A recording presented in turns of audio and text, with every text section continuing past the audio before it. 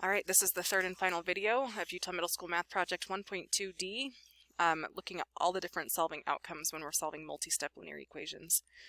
To start this video, I already have students in class working on equations, so I'm actually not going to be guiding you through too many of these. In our last video, we left off with all of these already being solved, so we're going to pick up right here, 9, 10, which you can do on your own, but then I will show the answers, including the work, so that you can check it. 11 and 12 we will go over together. So pause the recording, give yourself a chance to do 9 and 10 so that you can check the answers. There's the answers for 9 and 10. You can also check the work in case you got something different. 11 and 12, we're going to go over. Based on our lesson on strategic solving, there are multiple ways that we can do this. I'm going to make the choice to not multiply everything by 2 to get rid of the denominator, because I can see that 2x plus 8 is divided by 2. And if 2x is divided by 2, that's one single x. And if 8 is divided by 2, that's 4.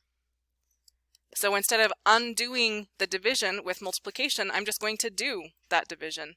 I end up with x plus 4 is equal to x plus 4. If you didn't notice it before, I do hope you notice now that this is one of those obvious truths. X plus 4 is going to equal x plus 4. So this is infinite solutions.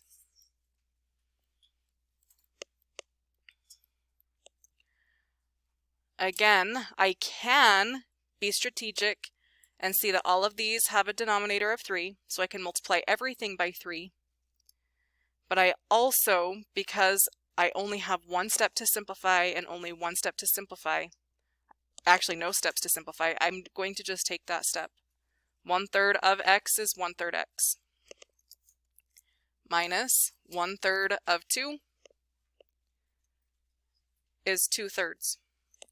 And with taking that one single step, I can see that I do have infinite solutions. X divided by 3 is the same as having 1/3 of an x. So even though they look different, I can see that they are identical. So without taking any more steps, I have reached infinite solutions. Now, of course, you could have done this other ways. You could have multiplied everything by 3 to get rid of those fractions. And in doing that, if you decide to multiply everything by 3, 3 multiplied by 1/3, which is multiplied by x minus 2, that multiplies out. And x divided by 3 minus 2 divided by 3, all of that multiplied by 3, we're going to see all of that ends up multiplying out. So we still end up with x minus 2 equals x minus 2.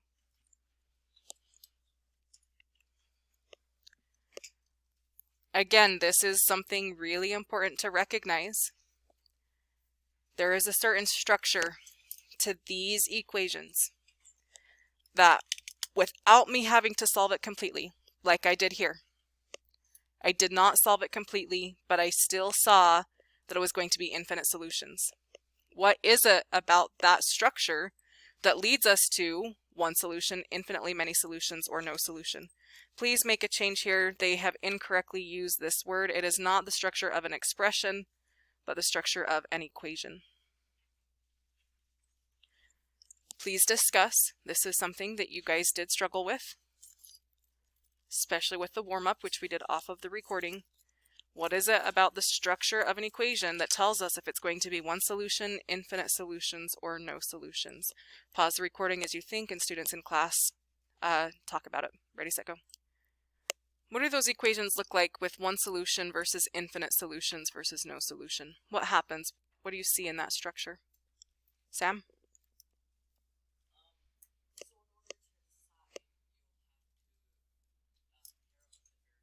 Okay.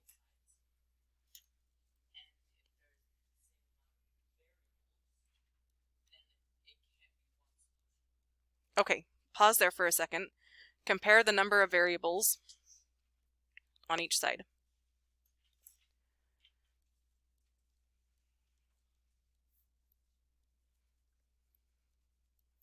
And I just want to touch on what this actually means first. This is already simplified, so we're just going to take a look at this one. How many variables do I have? Well, I have x, right? But how many x's do I have? 5x. How many x's do I have? 5x. So when we say compare the number of variables, that's what we're referring to. Not just is there an x and a y, an a and a b and a c, but we have 5 x's, and on the other side we have 5 x's. So compare the number of variables on each side. And then what was your thought again after we compare that? What did you say, Sam?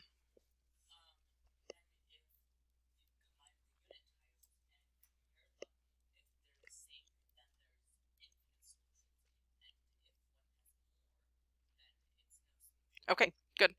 You did skip I wanted you to repeat one of the things that you said last, and you didn't, so I will repeat what you said the first time, and then we'll add this new information. When we compare the number of variables on each side, if it's the same, like in 15 where I have 5x on one side and 5x on the other side, then it is not going to be one solution. So it will be either infinite or no solutions.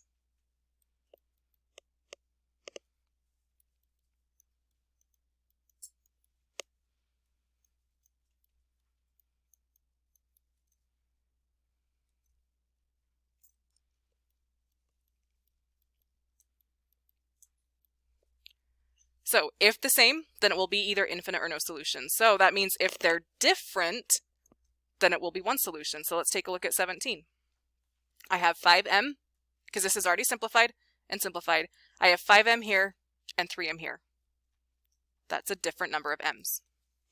So what happens when I start solving this, if I get rid of these 3m and get rid of these 3m, notice we still have some m's. And if we still have some m's, then we can still keep solving. So we're only going to be dealing with infinite or no solutions if we have the same number.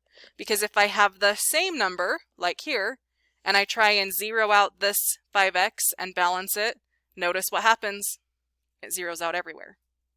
So that's when we're going to have some unique circumstances. If the number of variables on each side is the same, then it's either going to be infinite or no solutions. The next thing that Sam said is if after we compare and we see, oh, it's either going to be infinite or no solutions, we need to tell, is it going to be infinite or is it going to be no? At that point, that's when we need to compare the unit tiles.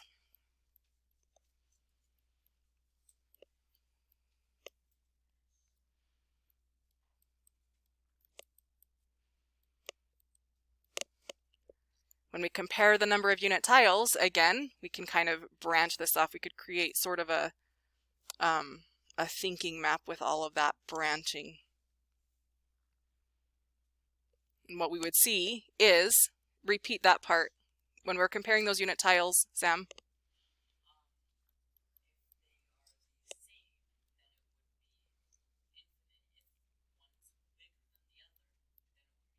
Okay, if the unit tiles are also the same, then infinite solutions.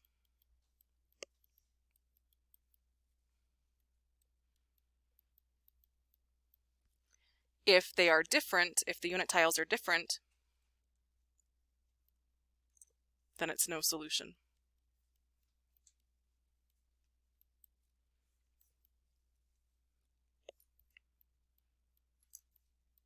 And again, think about why.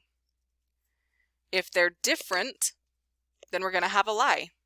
We're going to have something like 3 equals 5. That's a lie. If it's the same, that's going to be a truth. We're going to have something like 5 equals 5 because it's going to have the same amount. So, one last conclusion that was mentioned but we did not write down. If the variables are different, if we have a different number of variables, then it's going to be one solution.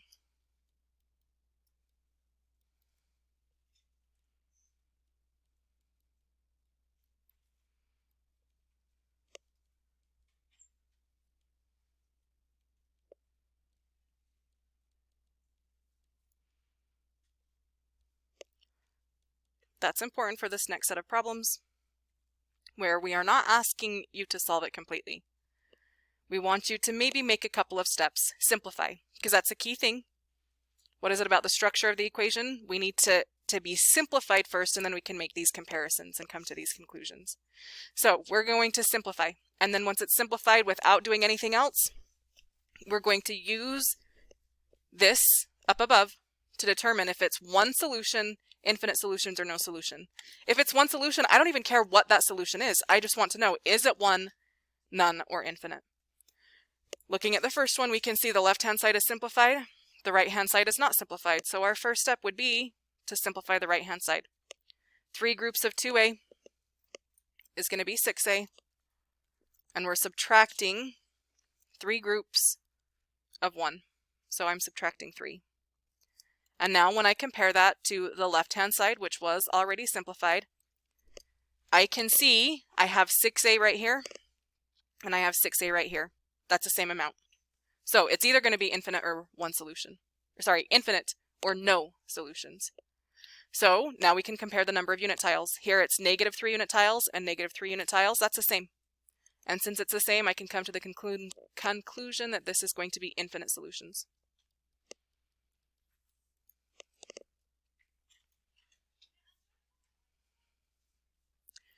(15) Left-hand side is already simplified, right-hand side is already simplified, so I can go straight into comparing those x variables.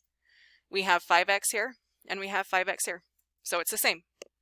Again, when it's the same, it's either going to be infinite or no solutions. So that's when we compare the units.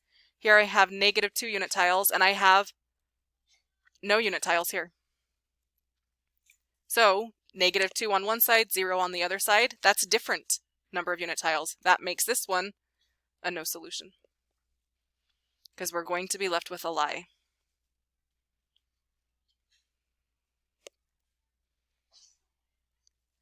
Let's continue on. We're going to jump to 17, because I already mentioned that one.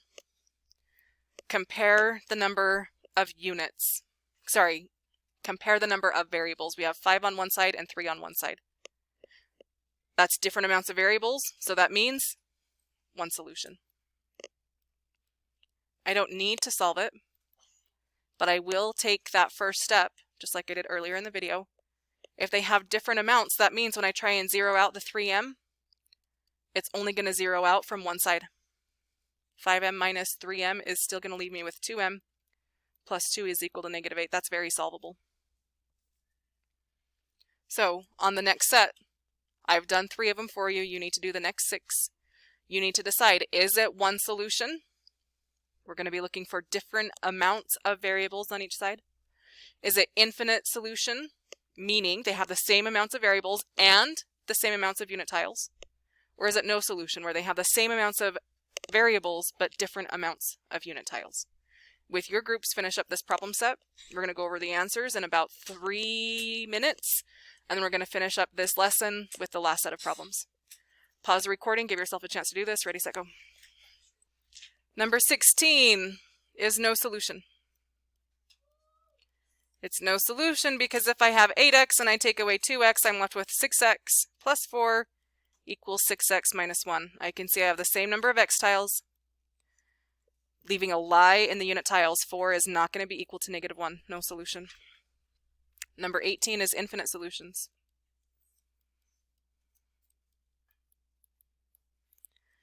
Again, if I simplify, 2 groups of 3a is 6a, minus 2 groups of 12 is minus 24. 3 groups of 2a is 6a, minus 3 groups of 8 is minus 24. We can see same number of variables and same number of unit tiles, -24 and -24, so infinite solutions. Number 19 is no solution. 3x divided by 3 is x. We are subtracting, and 12 divided by 3 is 4. X minus 4 is different than x plus 4. I have the same number of x tiles, so those will zero out, but I have -4 unit tiles and +4 unit tiles. Those are different amounts of tiles, because one's positive and one's negative, so that's no solution. Number 20 is infinite solutions.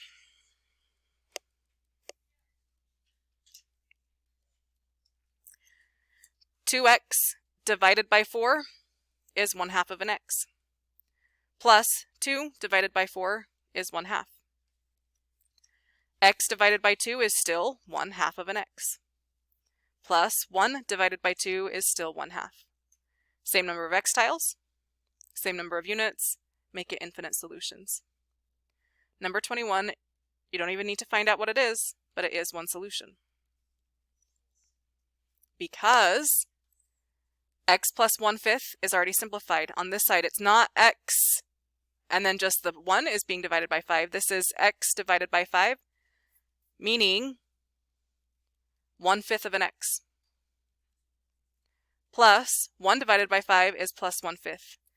These have the same number of unit tiles, but they have different amounts of x tiles. Different amounts of x tiles means one solution. 22 is infinite.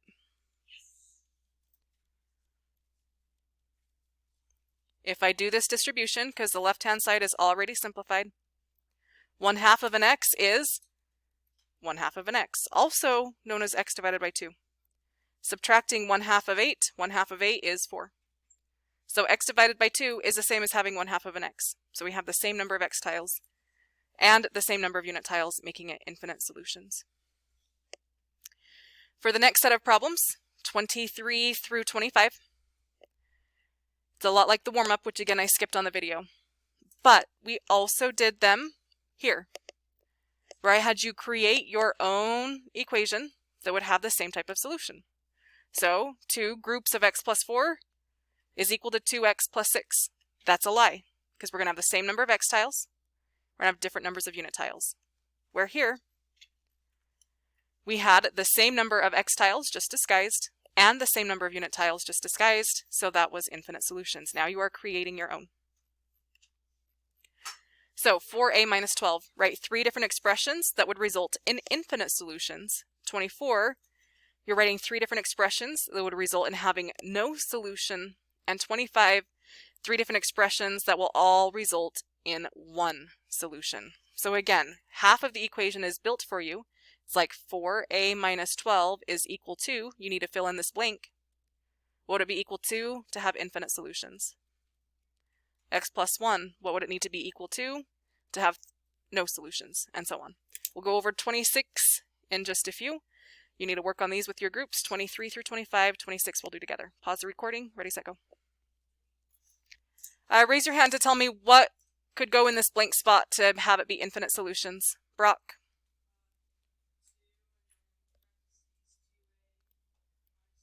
Yep, minus 3.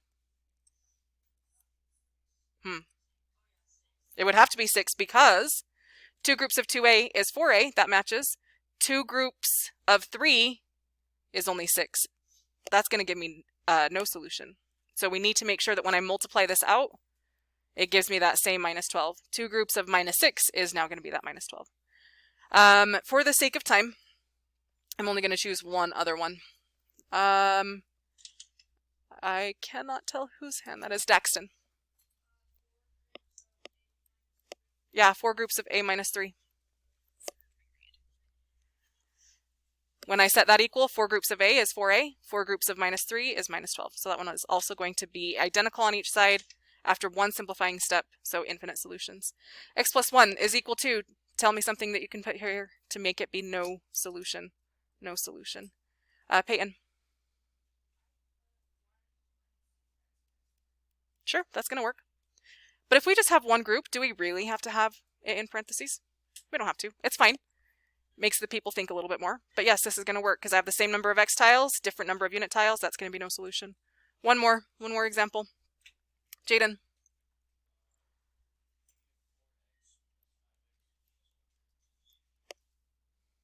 So close. This is actually going to be infinite solutions. Because when I simplify, negative 4x plus 5x is going to give me 1x. Plus one more unit tile, exactly the same on each side. So it would be infinite. Let's make a change. What would I need to change so it would be no solution? Jaden, do you want to give it a try? Fix your own. Okay, since it's no solution, what change would I need to make?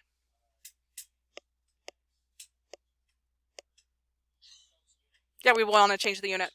What do you want it to be now? Sure, just as simple as that, and now it's no solution. Because now I have the same number of x tiles, but different number of unit tiles. And 2x plus 6. For the sake of time, I'm just going to go through these super quick. I'm just going to pick on the first hands that I see. Peyton, go ahead.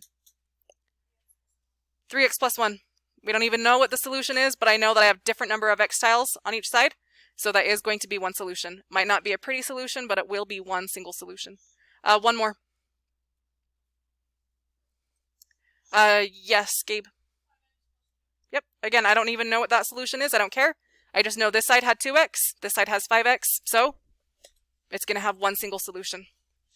Number 26. Is this equation going to have one solution, infinitely many solutions, or no solution?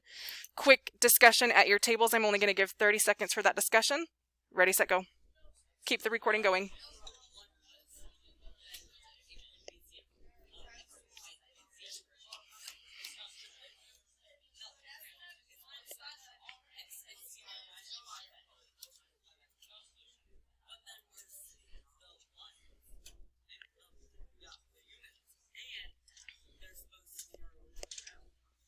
Okay. You have about 5 more seconds. Finish it up.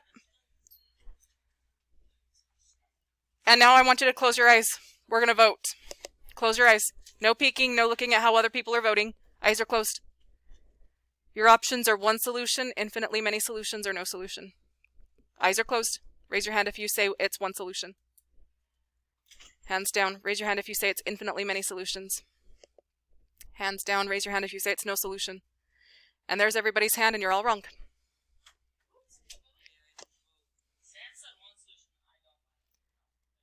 Compare the number of variables on each side. If it's the same, it will be infinite or no solutions. Are they the same? No. So is it going to be infinite or one solution? Or sorry, infinite or no solutions? No. It's going to be one solution. Now, I'll wait.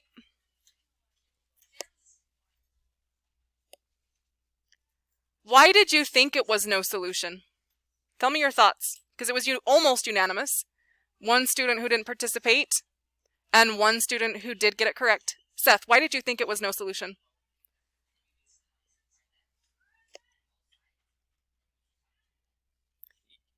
Kind of. You're kind of right. I want you to finish that, and we'll finish it together in a second. Can 7x equal 5x? Doesn't that feel like a lie? It does feel like a lie. Is it a lie? No, it's not. 7x equals 5x. Let's follow Seth's advice. He says we want to get rid of it from each side, right? All right, I'll get rid of it. Balance it, do the same thing. What am I left with here? 2x. What am I left with here? So instead of giving up saying, oh, it's just 2x, 5x minus 5x is equal to 0. What are you left with? A very solvable equation. What's happening to x? No, it's being multiplied by 2. What is my solving step? Divide. What is x going to be equal to? 0. That is one single solution, x is 0. In all of our solving equations, I think we've encountered x equals 0 maybe one other time. Is it still just a number? Is it still a possibility? Yeah. So be careful. I know it looks like a lie. Excuse me. I have not said clean up. I know this looks like it's a lie. But remember, the lie has to be in the unit tiles. Go back to the top. If different amounts of variables on each side, one solution. This should have been one solution. If the difference is in the unit tiles, that's when it's no solution. How many unit tiles are there? 0. How many here? 0. That's the same number of unit tiles. So this is x equals 0, and your homework is 1.2D homework section. If you were smart, you would have done some on a previous day. If not, you've got an awful lot of work to do tonight to be turned in tomorrow. That's it for the video. Thanks for watching.